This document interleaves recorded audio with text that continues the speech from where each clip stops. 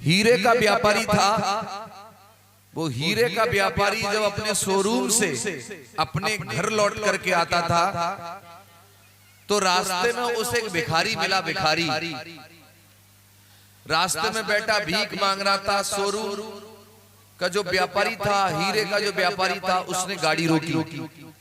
उस भिखारी को देख करके उसके मन में दया का भाव पैदा हुआ और उसने अपनी पॉकेट से 100 रुपया निकाल के उसके थैले में डाल दिया, चला गया। उसके बाद क्या हुआ, अगले दिन हीरे का व्यापारी फिर पुनः अपने शोरूम से लौटा और रास्ते में फिर वही भिखारी मिला। भिखारी की दया मतलब देखकर हालत को दया आ गई तो फिर हीरे के व्यापारी ने उसके मतलब थैले में फिर से 100 रुपया डाल दिया। ये सिलसिला लगभग 15 दिनों से लगातार चल रहा था। हीरे का व्यापारी रोज आए और रोज उसके थैले में 100 रुपए डाल दे। एक दिन क्या हुआ प्रशांत जी, ध्यान से सुने। हीरे का व्यापारी अपने घर लौट रहा था। उसके मन में विचार पैदा हुआ, ये भिखारी भीख मांगता रोज मिलता है, क्यों नहीं इसकी सारी गरीबी को मैं दूर कर दूं। तो हुआ क्या, वो व्यापारी जैसे ही आया रास्ते में भिखारी मिला, उसने गाड़ी रोकी और अपना अटैची खोला, मुट्ठी भर के हीरे लिए और उसके थैले में डाल दिए और मुस्कुराता हुआ व्यापारी चला गया। अब व्यापारी अगले दिन जब अपने शोरूम पे है और घर लौटने को है तो मन में विचार कर रहा है कि आज वो भिखारी मुझे रोड पे दिखाई नहीं देगा। क्यों? क्योंकि मैंने इतने हीरे उसके थैले में डाल दिए हैं, उसको धनवान कर दिया है, उसकी सारी गरीबी दूर कर दी, मैंने उसको माला माल कर दिया है। सोचता हुआ वो लौट रहा था। चलते चलते चलते चलते क्या हुआ, वही जगह आ गई जहां वो भिखारी बैठा था।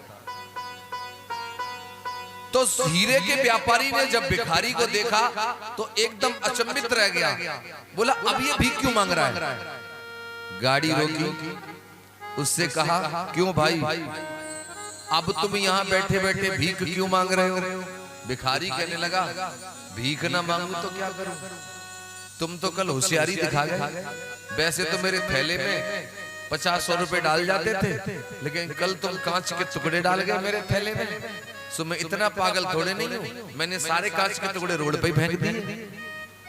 हीरे का व्यापारी बोला, तेरी बुद्धि का नाश हो मेरे भाई, वो कांच के टुकड़े नहीं थे, वो हीरे थे। हीरे मैंने तेरी गरीबी दूर करने के लिए तेरे थैले में डाले थे, लेकिन उन्होंने कांच के टुकड़े समझ कर उनको रोड पे फेंक दिया। वो कांच के टुकड़े समझ के जिसको रोड पे फेंका, वो हीरे रोड पे जिसको भी मिले, जिनको मिले उन्होंने ले लिए और वो लोग धनवान हो गए, माला माल हो गए। कहने का मतलब क्या है, आप लोगों की जिंदगी में भी एक ऐसा व्यापारी आया, एक ऐसा मालिक आया। वो मालिक कोई और नहीं था, वो थे बाबा साहब अम्बेडकर। बाबा साहब ने अपनी गरीबी, अपनी बेबसी, अपनी तुम्हारी लाचारी को देखा तो बाबा साहब ने सोचा कि कैसे इनकी गरीबी, इनकी बेबसी, इनकी लाचारी दूर हो। तो बाबा साहब अम्बेडकर ने तुम्हारी झोली में तमाम हीरे मोती डाल दिए। वो कौन से हीरे मोती? शिक्षा का हीरा, राजनीति का हीरा, वोट का हीरा, आरक्षण के हीरे, मान सम्मान के हीरे, धन दौलत के हीरे। बाबा साहब ने बहुत सारे हीरे आपकी झोलियों में डाल दिए, लेकिन तुम हो कि तुमने बाबा साहब अम्बेडकर के दिए हुए हीरों की कीमत नहीं समझी मेरे भाइयों, और तुम उनको बिखेरने लगे, इसलिए आज तक गरीब बने हुए हो। मैं आप लोगों को कहना चाहता हूं, बाबा साहब का मात्र एक हीरा यूज कर लो, शिक्षा, एजुकेशन। अगर आपने इस एजुकेशन को ही अपना हथियार बना लिया, मैं कहता हूं तुम सारी दुनिया को अपने आगे झुका सकते हो, जैसे बाबा साहब अम्बेडकर ने झुका दिया। आप लोगों को नहीं पता, ये हीरा बाबा साहब के पास था, शिक्षा का। मैं आपको बताना चाहता हूं, भारत में जाने कितने बार क्रांति नहीं हुई। तुमने सुना होगा, इतिहास में पढ़ा होगा, आदमी अपने आप का वर्चस्व बनाने के लिए, अपने आप को ऊंचा उठाने के लिए या दूसरे का पतन करने के लिए क्या करता है? तीर चलाता है, तलवार चलाता है, हथियार चलाता है, तोप चलाता है, गोली चलाता है, बंदूक चलाता है और खून बहाता है। लेकिन बाबा साहब अम्बेडकर ने इस भारत में जातिवाद की जो दीवारें थी, छुआछूत का जो भेद था, बाबा साहब अम्बेडकर ने इसके लिए लड़ाई लड़ी। लेकिन आपको बता देना चाहता हूं, आज तक ऐसा योद्धा पूरी दुनिया में पैदा नहीं हुआ। बाबा साहब अम्बेडकर बुद्ध के मार्ग पर चले। बुद्ध का मार्ग था कि अहिंसा का मार्ग था। बुद्ध ने हिंसा करने के लिए नहीं कहा। बाबा साहब अम्बेडकर ने इंडिया में क्या किया? खून की एक बूंद नहीं गिरने दी। जातिवाद की दीवारों को, छुआछूत के भेदभाव को, असमानता को मात्र बाबा साहब ने शिक्षा रूपी जो हीरा था, कलम की ताकत से विरोधियों के मुंह काले कर दिए और बाबा साहब ने अधिकार दिया। आपने जितने भी देवी देवता देखे होंगे, किसी के हाथ में त्रिशूल है, किसी के हाथ में भाला है, तलवार है, बर्छी है, कटार है, सुदर्शन है, लेकिन बाबा साहब अम्बेडकर के हाथ में कलम है। और कलम के सहारे बाबा साहब अम्बेडकर ने आप लोगों की जिंदगी को बदल के रख दिया। जितनी भी लड़ाइयां होती हैं अक्सर उनमें खून बहता है, लेकिन बाबा साहब अम्बेडकर ने खून नहीं बहने दिया, रक्त की एक बूंद जमीन पर नहीं गिरने दी। और इतना बड़ा इतिहास बाबा साहब अम्बेडकर ने रच दिया। ऐसे थे बाबा साहब। लेकिन हमारे लोग हैं क्या, या जितनी भी माताएं बहनें बैठी हैं, ईमानदारी से एक बात बताना, तुम्हारे छोटे छोटे बच्चे हैं, नवरात्रे आते हैं तो नवरात्रों में लेडीज अपने बच्चों को 4 बजे जगा देती है, बेटी उठ, बेटा उठ, नाले धोले और लोटा ढार के आ। 4 बजे उठाती है महिलाएं अपनी बच्चियों को। मैं पूछना चाहता हूं, क्या ऐसी भी यहाँ कोई माता बहन है जो अपने बेटा बेटी को 4 बजे पढ़ने के लिए जगाती हो? एक, बस एक महिला, 2। जिस दिन बहुजन समाज की महिलाएं अपने बच्चों को 4 बजे लोटा ठारने की जगह पढ़ने के लिए डेली जगाना शुरू कर देंगी, उस दिन उनका तो छोड़ो, उनके परिवार का भाग्य बदल जाएगा। तो ईमानदारी यहां से जितनी भी महिलाएं, अब कोई महिला तो जो सोच रही है कि हम उठते ही खुद 7 बजे, हमें ललाए कहां पे जगाएं 4 बजे। महिलाओं को आज कसम उठानी होगी। जितनी भी महिलाएं आई हैं आज वो कसम लेकर के जाएं। बच्चे नादान होते हैं, बच्चे कोरा कागज होते हैं, बच्चों को जैसे ढालोगे वैसे ढल जाएंगे। आप माता पिता की जिम्मेदारी है, चाहे जाड़े हो चाहे गर्मी हो, आप अपने बच्चे को 4 बजे डेली जगाओगे और उससे कहोगे बेटा तेरे पढ़ने का समय हो गया है, 2 घंटे पढ़ ले। इतना सा काम करके देख लो।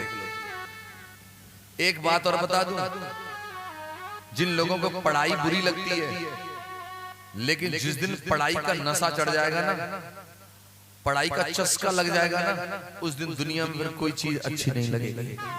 मैं आपको बता रहा हूं कि पढ़ने के लिए अगर पढ़ने वाला बच्चा हो तो कोई बहाना नहीं ढूंढेगा, उसको तो पढ़ना है, वो जहां चाहेगा वहां पढ़ लेगा। लेकिन उससे पहले एक बात मैं आपको और बताऊं, यहाँ जितने भी माँ बाप बैठे हैं, औलाद अगर अच्छी निकल जाएगी तो आपका बुढ़ापा भी अच्छा कटेगा। अगर औलाद कुपत्र निकल गई तो तुम लोगों की जिंदगी भी खराब होने वाली है। इसलिए आज से और अभी से एक ही काम करना प्रारंभ कर दो, कुआं तब खोदो जब प्यास नहीं लग रही हो, और जब प्यास लगेगी तब कुआं खोदोगे तो प्यासे मर जाओगे।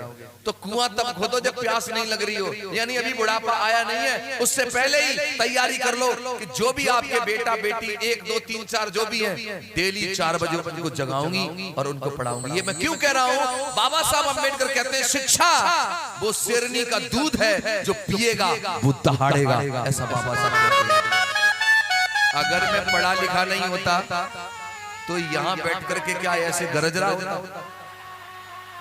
अनपढ़ होता तो क्या आपको कथा सुना रहा होता? ये पढ़ाई का ही तो कमाल है, और पढ़ाई की वजह से आज पूरे देश में लोग मुझे जानते हैं। तो मैं आपको कहना चाहता हूं, बाबा साहब अम्बेडकर आपके बच्चों के लिए आपको पढ़ाई देके गए हैं, और जब देखे गए तो फायदा क्यों नहीं उठाते उसका? एक बात और याद रख लो, बच्चा पढ़ जाएगा। और हमारे संत गुरु महापुरुष तो ये भी कहते हैं, संत गाडगे जी महाराज दिवाकर समाज में पैदा हुए, उन्होंने तो ये कहा कि अगर बच्चे की फीस भरनी हो, बच्चे को स्कूल जाना हो, तो घर के बर्तन फेंक दो, रोटियां हाथ पर रख के खा लो, लेकिन बच्चों को जरूर पढ़ा लो मेरे भाई।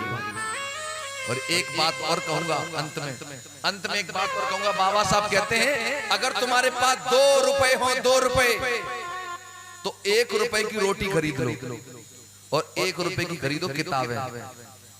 1 रुपए की रोटी खरीदो, 1 रुपए की खरीदो किताब, क्योंकि रोटी आपको जीवन देगी, और किताब आपको जीवन जीने का तरीका देगी, ऐसा बाबा साहब अम्बेडकर जी कहते हैं। तो हाथ उठाओ, कितनी महिलाएं आज ये प्रतिज्ञा करके जाएंगी कि मैं 4 बजे अपने बेटा बेटी को जगाया करूंगी पढ़ने के लिए? हाथ उठा के बताओ। कछु महिला हाथ आधो उठा रही है कि जगाया करूंगी और नहीं जगाऊंगी, जीव देव भविष्य बन जाएगा तुम्हारे या तुम्हारे बच्चे का, कसम उठा लो। एक बात और, महिलाएं व्रत लेती हैं, व्रत मोस्टली महिलाएं व्रत करती हैं, पर मैंने देखा है।